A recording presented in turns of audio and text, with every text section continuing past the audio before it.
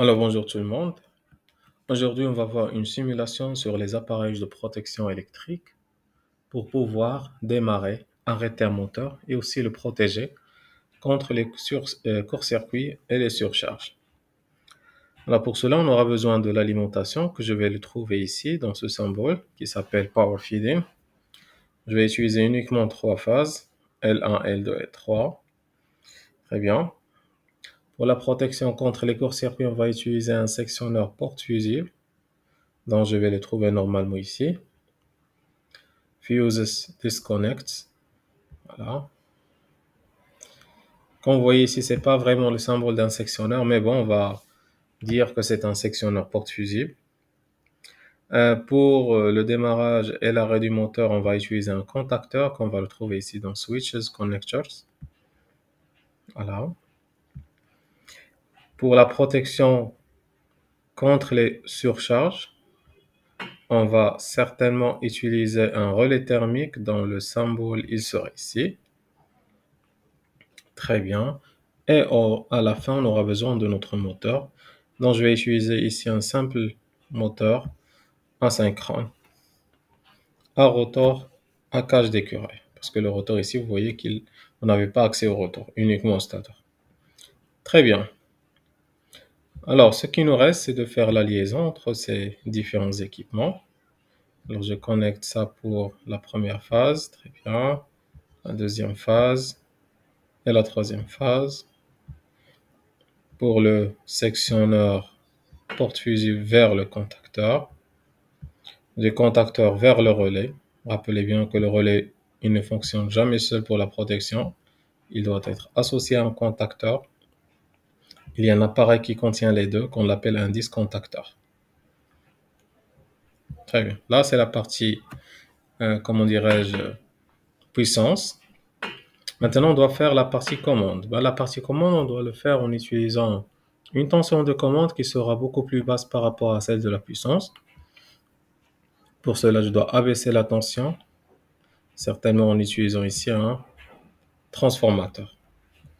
Voilà, voici notre transformateur, il est là.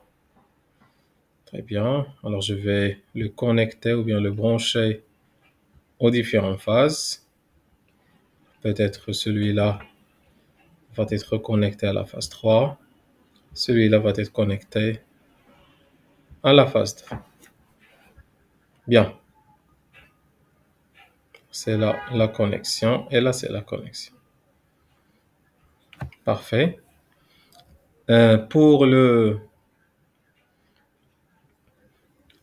relais ou bien la borne auxiliaire du relais thermique qui doit être normalement fermée parce qu'elle va s'ouvrir dans le cas de défaut. On va la trouver ici, très bien, dans les drive buttons. Elle doit être normalement fermée. Le voilà. Voilà, je vais la brancher ici. Pour pouvoir arrêter le moteur, on aura besoin d'un switch normalement fermé. Pour pouvoir le démarrer, d'un switch qui est normalement ouvert. Et après, pour tout cela va être ouvert ou fermé grâce au contacteur dont on aura besoin bien sûr de la bobine du contacteur. C'est celle-là. Et voilà. On connecte les choses. Tout simplement comme suite. Très bien. Je dois effacer cette partie. Voilà, c'est correct. Continue la liaison.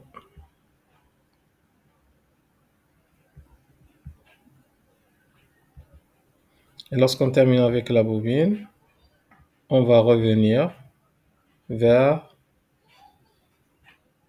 le transformateur.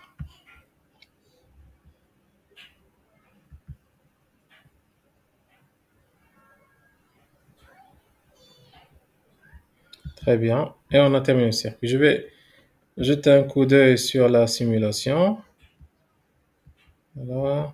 Regardez ce que vous voyez ici, puisque les deux ils s'appellent SS. Si je clique sur l'un, l'autre il va aussi être activé. C'est pour cette raison que celui-là, je vais l'appeler peut-être stop. Et celui-là, c'est pour le démarrage. On va l'appeler Start.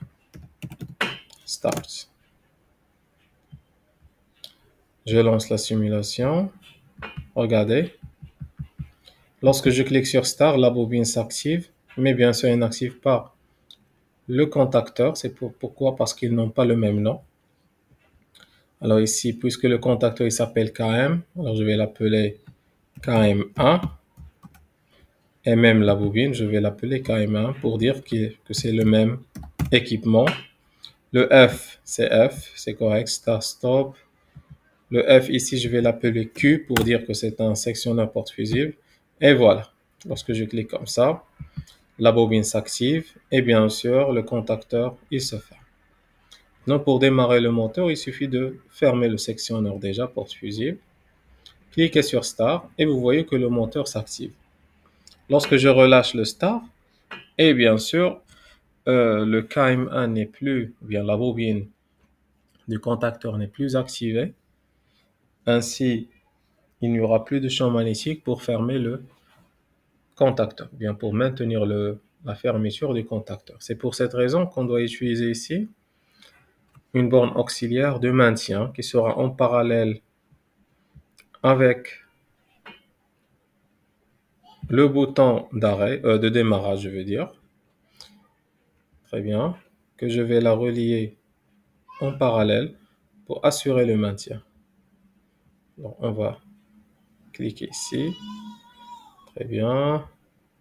On va le brancher en parallèle avec Start. Et celle qui est en bas, aussi en parallèle avec Start. Et pour dire que ça appartient au même dispositif, je dois l'appeler KM. Très bien. Maintenant, on lance la simulation. Tout est bon. Je ferme le sectionneur. Je fais le Start. Même si je relâche le Start, le courant passe par le KM1, la borne auxiliaire qui était normalement ouverte. C'est elle qui va maintenir l'alimentation de la bobine. Elle va maintenir l'alimentation de ce contacteur et le moteur tourne. Ben, peut-être s'il y a un problème au niveau du relais, je clique et vous voyez que la borne auxiliaire de relais s'est ouverte et maintenant le moteur s'arrête. Ça, c'est un arrêt dans le cas de surcharge. Et bien sûr, lorsque les choses fonctionnent normalement, s'il y a un arrêt suite à un bouton poussoir d'arrêt, les choses vont s'arrêter sans problème. Alors là, c'est le start, démarrage. Ça démarre pas, pourquoi? Parce que j'ai pas fermé le sectionneur. Je ferme le sectionneur, je fais le start, le moteur tourne, le stop, le moteur s'arrête. Start, il tourne, stop, il s'arrête sans aucun problème. On peut ajouter des voyants, ce sont des petites lampes, d'accord? Normalement, on doit les chercher ici. Je ne me rappelle plus où sont ces lampes. Certainement, on doit les trouver quelque part. C'est eux qui vont nous indiquer, je pense que c'est là, push button, non, c'est pas ça. Drive, detector. Voilà, voici les lampes ici. Très bien. Peut-être bien sûr ces lampes, c'est eux qui vont nous donner une image. Est-ce que le moteur il est en marche ou bien il est en arrêt? Alors pour le faire, je vais appeler celle-là par exemple démarrage ou bien start. D'accord? Et là c'est stop. Celle-là elle va s'arrêter. Elle va s'allumer, je veux dire, lorsque le moteur est arrêté. Elle doit être bien sûr rouge. C'est bon. Et bien sûr celle-là, elle doit être green pour indiquer que le moteur il est en marche. Alors pour le faire, tout simplement, lorsque je clique sur Start, le KM1 se ferme. Ce qui fait que je dois ajouter un autre KM1. Voilà. En série avec cette lampe et la connecter à l'alimentation. Voilà. Ce qui fait que cette alimentation ne doit pas être là. Le retour. Alors, ce que je dois faire ici,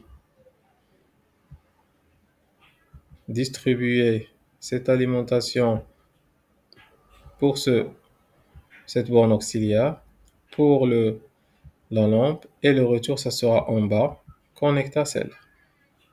Parfait. Alors, je dois bien connecter les choses. Parfait. Alors, on a maintenant celle-là qui va être connectée. Le retour, il va être, je vais le faire dans l'autre partie, le plus éloigné possible. Ah, et voici le retour. Parfait. Celle-là, ça doit être appelée KMA, qui est normalement ouverte. Pour indiquer le stop, je vais faire bien sûr un KMA qui sera normalement fermé. Bien. Et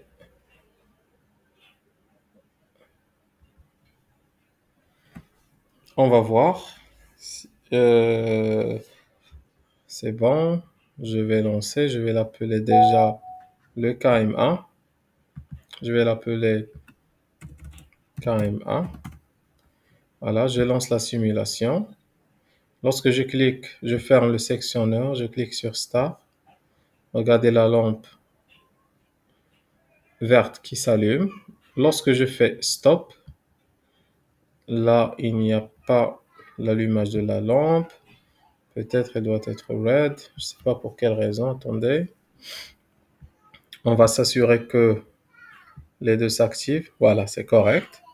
Pour l'autre, le stop, il y a un petit problème ici. Certainement juste un problème de connexion. Voilà. Je fais une erreur dans le schéma. Ce qui fait que celle-là ne doit pas être connectée ici. Elle doit y avoir la connexion depuis la phase. C'est ça le problème, j'ai pas fait attention. Et le retour de l'autre côté. Parce que là, c'est la phase et là, c'est le retour. Voilà, maintenant, c'est bon. Regardez maintenant, lorsque le moteur, il est fermé, lorsque le sectionneur, il est fermé, le moteur, il est en arrêt. La lampe rouge, elle est allumée. Lorsque je clique sur Start, la lampe verte s'allume. Stop. La lampe rouge s'allume. Start, c'est le vert. Stop, c'est le rouge. Très bien. Je peux ajouter ici une lampe pour indiquer qu'il y a un défaut. Et ce défaut doit être bien sûr lorsqu'il peut y avoir une surcharge. La surcharge, elle est indiquée par le relais thermique. Pour dire qu'il y a un défaut dans le cas normal, la borne auxiliaire de ce relais thermique doit être normalement ouverte, mais elle va se fermer s'il y a un problème. Lorsqu'elle va se fermer, elle va allumer avec elle. Je dois le choisir normalement ouverte, voilà. Lorsqu'elle va se fermer, elle va allumer avec elle une autre lampe. Voilà. Ce qui fait que je dois utiliser ici une lampe. Elle est là. Que je vais l'appeler peut-être surcharge, SC. Je dois la connecter. Très bien. Je dois la connecter comme ça. Non pas refaire l'autre bêtise en la liant en neutre. Voilà. Elle doit être jaune, peut-être yellow. Je lance la simulation. La lampe rouge, elle va s'allumer. Pourquoi? Parce que tout simplement, il y avait un arrêt du moteur. Je clique sur le start, c'est le vert. Stop, c'est le rouge. Start, c'est le vert. Stop, c'est le rouge. Start, c'est le vert. Il y a un problème sur le relais. Je clique sur le relais et la lampe jaune s'allume.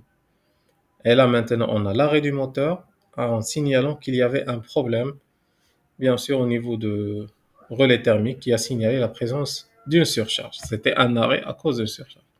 Voilà, là, c'est une bonne simulation comme ça pour comprendre le principe de fonctionnement des appareils de protection et comment les relier l'une à l'autre. Merci et bon courage.